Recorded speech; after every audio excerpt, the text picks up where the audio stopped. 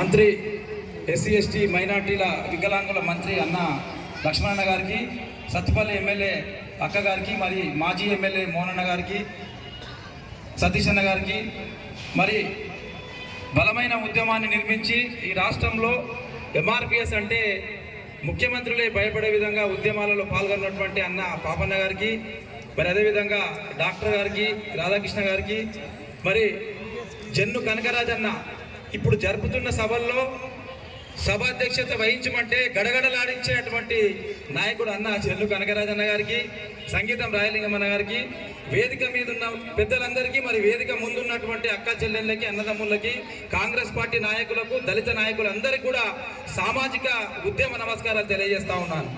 మరి ఈ సభ ఏర్పాట్లు కార్యక్రమానికి శివకుమార్ అన్న గారు ఎంతో కష్టపడి, మరి సునీల్ గారు, మరి డాక్టర్ రాధాకృష్ణ గారు ఎంతో కష్టపడి సభ నిర్వహిస్తా ఉన్నారు. ఈ సభ ముఖ్య ఉద్దేశం ఏంటంటే 11వ తారీఖు ఎలక్షన్ ఉంటుంది.